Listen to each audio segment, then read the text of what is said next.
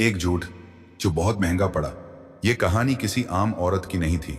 कभी कभी खामोशी सबसे बड़ा हथियार होती है। अब चलेगा असली इंसाफ का डंडा।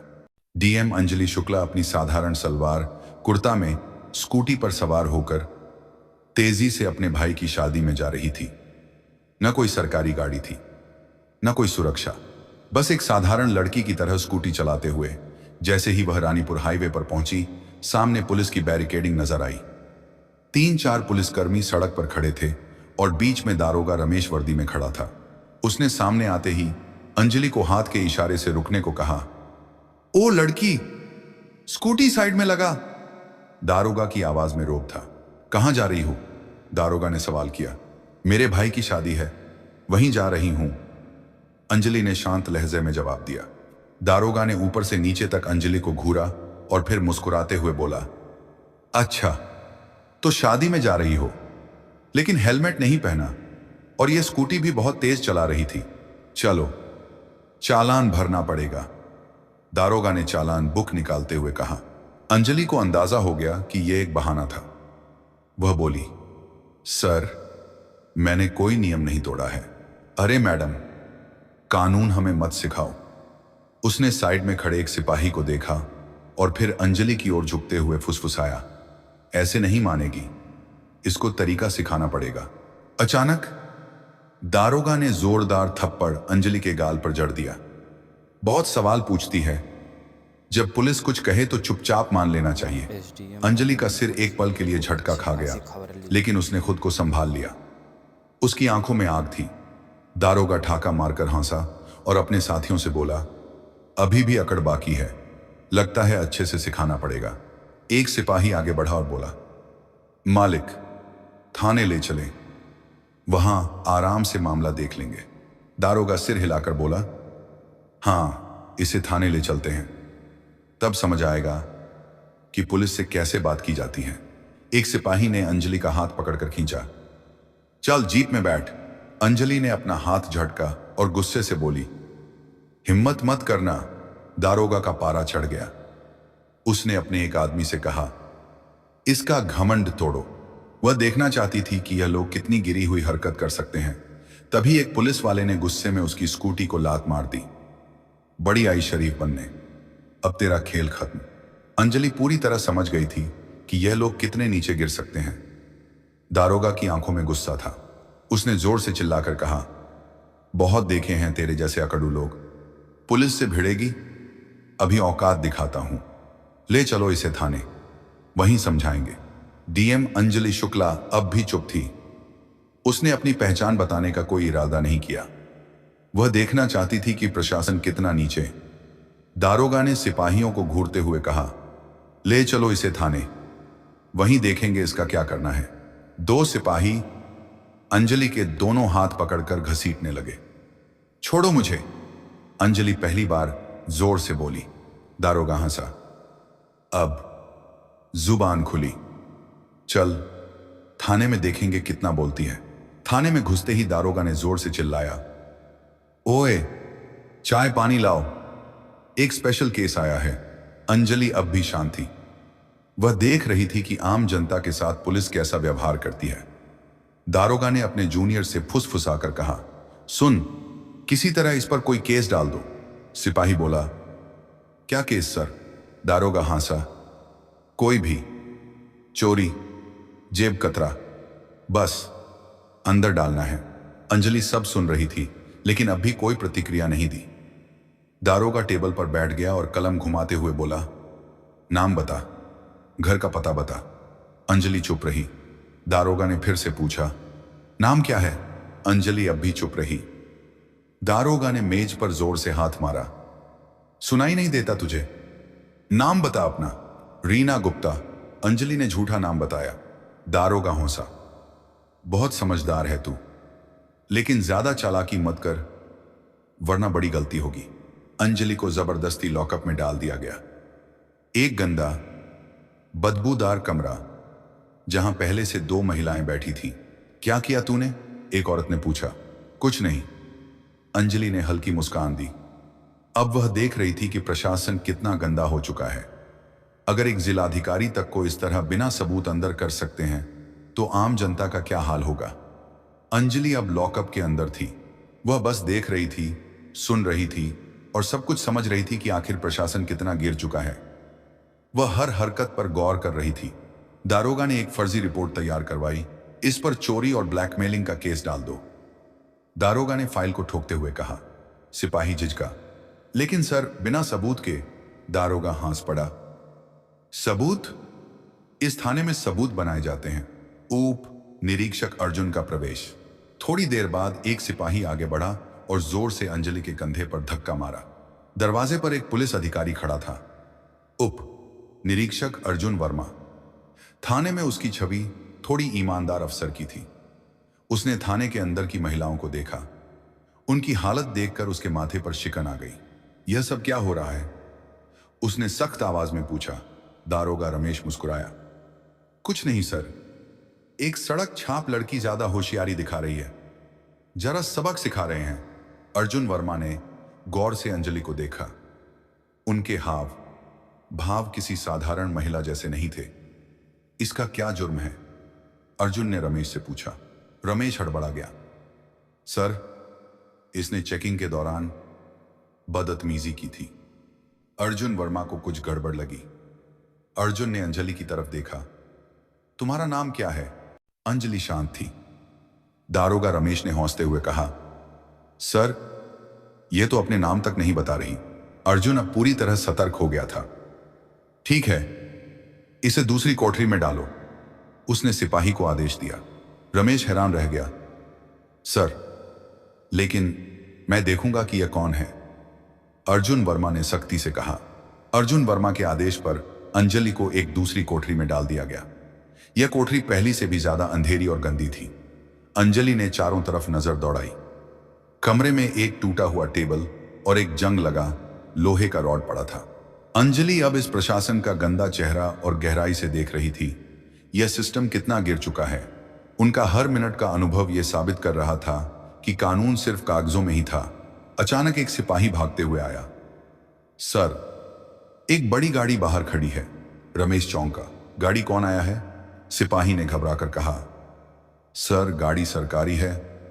सिपाही बाहर गया, लेकिन जैसे ही उसने गाड़ी के अंदर झांका उसकी आंखें फटी रह गईं। सिपाही हड़बड़ाते हुए अंदर आया और धीरे से बोला, सर वो क्या हुआ? कौन है? रमेश झूंझला उठा। सिपाही ने कांपते हुए कहा, सर, आयुक्त अवनीश श्रीवास्तव साहब। रमेश का चेहरा सफेद पड़ गया। अर्जुन वर्मा भी चौकन्ना हो गया। अब मामला बहुत बड़ा हो चुका था। आयुक्त अवनीश श्रीवास्तव ने थाने में कदम रखा। उनकी आंखों में गुस्सा था। उन्होंने रमेश की ओर देखा और कड़क आवाज में पूछा, दारोगा रमेश, क्या चल रहा है यहां? रमेश घबराया हुआ बोला, सर साहब, कुछ नहीं, बस एक मामूली केस था। आयुक्त साहब ने टेबल पर पड़ी अंजलि की फाइल उठाई और ध्यान से पढ़ी। उनका माथा सिकुड़ गया। फिर उन्होंने अंजलि की ओर देखा। इस महिला पर 420 और ठगी का केस। आयुक्त साहब की आवाज गूंज उठी। उन्होंने रमेश की ओर देखा। क्या सबूत है तुम्हारे पास? रमेश अब पूरी तरह फांस चुका था। आयुक्त साहब ने अंजलि से सीधा सवाल किया, आपका नाम? अंजलि ने हल्की मुस्कान दी और पहली बार अपना नाम बताया। अंजलि शुक्ला, जिलाधिकारी। पूरा थाना हक्का बक्का रह गया।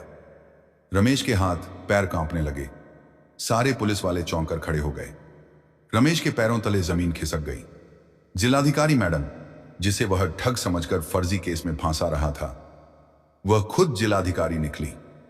थाने के सारे पुलिसकर्मी सख्ते में आ गए। आयुक्त साहब ने घूरते हुए कहा, दारोगा रमेश, तुम्हारी हिम्मत कैसे हुई जिलाधिकारी मैडम पर झूठा केस डालने की? रमेश कुछ बोलने ही वाला था कि अर्जुन वर्मा ने तेज आवाज में कहा, सर, मैंने पहले ही कहा था कि कुछ गड़बड़ है। अब रमेश अकेला पड़ चुका था। अंजलि ने अब अपना असली रुख दिखाया। उन्होंने शांत लेकिन सख्त आवाज में कहा, दारोगा रमेश, तुम सस्पेंड हो। तुम्हारे खिलाफ विभागीय जांच होगी और तुम पर केस दर्ज किया जाएगा। रमेश के होश उड़ गए। सारे पुलिसकर्मी अब रमेश से दूरी बनाने लगे। अर्जुन वर्मा ने तुरंत हवलदार को आदेश दिया, रमेश को हिरासत में लो। जैसे ही हवलदार रमेश को पकड़ने आगे बढ़ा, अचानक रमेश ने जेब से एक कागज निकाला। उसने मुस्कुराते हुए कहा, लेकिन यह देखिए। उसने वह कागज हवा में लहराया। आयुक्त साहब और जिलाधिकारी अंजलि ने उसे ध्यान से देखा। रमेश ने ठाका लगाया, यह रहा मेरा ट्रांसफर ऑर्डर। 3 दिन पहले ही मेरा ट्रांसफर हो चुका है, तो अब आप मुझे सस्पेंड नहीं कर सकती। थाने में फिर से सन्नाटा छा गया। अंजलि ने कागज अपने हाथ में लिया और गौर से पढ़ा। क्या यह असली है? आयुक्त साहब ने कड़े स्वर में पूछा।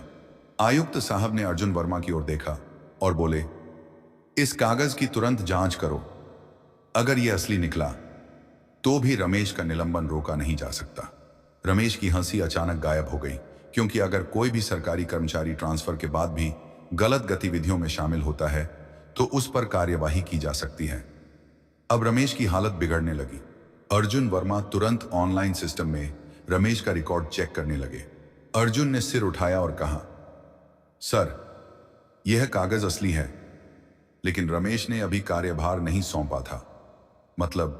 मतलब यह कि रमेश अब भी इस थाने का प्रभारी था और उसी दौरान उसने यह सब किया था। अंजलि ने बात पूरी की। अब कोई भी रमेश को बचा नहीं सकता था। जिलाधिकारी अंजलि ने सीधी नजर रमेश पर डाली और कहा, अब तुम्हारी असली जगह तुम्हारी अपनी जेल में होगी। गिरफ्तार करो इसे। आयुक्त साहब ने आदेश दिया। जैसे ही रमेश को गिरफ्तार करने का आदेश हुआ, पूरा थाना हिल गया। रमेश को पहली बार एहसास हुआ कि अब वह बच नहीं सकता, लेकिन अचानक उसने कहा, ठहरिए जिलाधिकारी मैडम, मैं अकेला नहीं हूं। रमेश ने हौंसते हुए कहा, मैडम, क्या आपको लगता है कि इस थाने में सिर्फ मैं भ्रष्ट हूं? उसने थाने के बाकी पुलिस वालों की तरफ इशारा किया और कहा, यह सब मेरे साथ हैं। पूरी कड़ियां ऊपर तक जुड़ी हैं। थाने के कुछ पुलिस वाले घबराने लगे। अर्जुन वर्मा भी चौकन्ने हो गए। जिलाधिकारी अंजलि ने आयुक्त साहब की तरफ देखा और कहा, इस पूरे थाने की जांच की जाएगी। अब कोई भी सुरक्षित नहीं है। आयुक्त साहब ने तुरंत आदेश दिया, भ्रष्टाचार विरोधी पुलिस टीम को बुलाया जाए। अब पूरे थाने में हड़कंप मच गया। जैसे ही टीम ने जांच शुरू की, कुछ पुलिस वालों के चेहरे पीले पड़ने लगे। एक हवलदार आगे आया और जिलाधिकारी मैडम के सामने हाथ जोड़कर बोला, मैडम, मुझे माफ कर दीजिए, मैं सिर्फ आदेशों का पालन कर रहा था। तभी अचानक एक पुलिस वाले ने फाइल निकाली और कहा, मैडम, हमारे बड़े साहब भी इसमें शामिल हैं। कौन बड़े साहब? आयुक्त साहब ने गुस्से में पूछा। पुलिस वाले ने डरते डरते जवाब दिया, वरिष्ठ पुलिस अधीक्षक स्पेप राजेश निगम साहब। अब पूरा मामला ऊपर तक जुड़ चुका था। थाने में सन्नाटा छा गया। आयुक्त साहब ने गहरी सांस ली और फिर सख्त आवाज में बोले, इस थाने का पूरा स्टाफ तत्काल प्रभाव से निलंबित किया जाता है। जैसे ही यह आदेश मिला, थाने के पुलिस वालों के होश उड़ गए। कुछ पुलिस वाले अपने फोन निकालकर किसी को कॉल करने लगे। कुछ लोग चुपचाप सिर झुकाकर खड़े हो गए, तो कुछ दारोगा भी बचने का रास्ता ढूंढ रहे थे, लेकिन कोई नहीं बच सकता था। जिलाधिकारी अंजलि ने आयुक्त साहब की तरफ देखा और बोली, अब हमें एसएसपी साहब से भी जवाब लेना होगा। आयुक्त ने तुरंत आदेश दिया, एसएसपी को अभी बुलाया जाए। अब इस मामले ने पूरे जिले में हलचल मचा दी थी।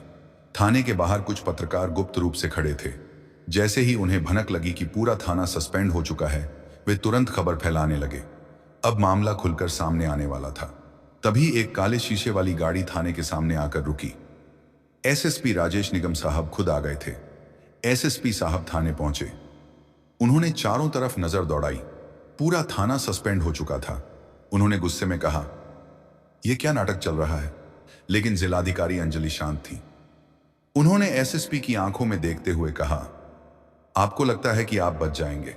अर्जुन वर्मा ने जिलाधिकारी को एक फाइल दी। यह फाइल एसएसपी राजेश निगम साहब के भ्रष्टाचार के सबूतों से भरी थी। अंजलि ने ठोस आवाज में कहा, एसएसपी साहब, यह देखिए, आपके सारे काले कारनामे। अब एसएसपी के चेहरे से पसीना टपकने लगा। आयुक्त साहब ने आदेश दिया, एसएसपी को तुरंत गिरफ्तार करो। अब पूरी पुलिस फोर्स हैरान थी। इतने बड़े अधिकारी को पहली बार किसी ने खुली चुनौती दी थी।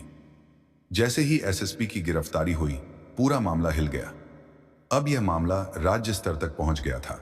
मुख्यमंत्री ने तुरंत आदेश दिया, जिले के सभी भ्रष्ट अधिकारी गिरफ्तार किए जाएं। इस आदेश के बाद 40 से ज्यादा पुलिस अधिकारी, 10 से ज्यादा आईएएस अफसर और कई राजनेता गिरफ्तार कर लिए गए। जिलाधिकारी अंजलि की ईमानदारी ने सिस्टम को हिला दिया था। पूरे जिले में एक नया यह बहुत ही प्रशासन लाया अच्छी गया। कहानी है। प्लीज भ्रष्टाचार लाइक पर एंड अब कड़ी नजर सब्सक्राइब रखी करें। जाने लगी।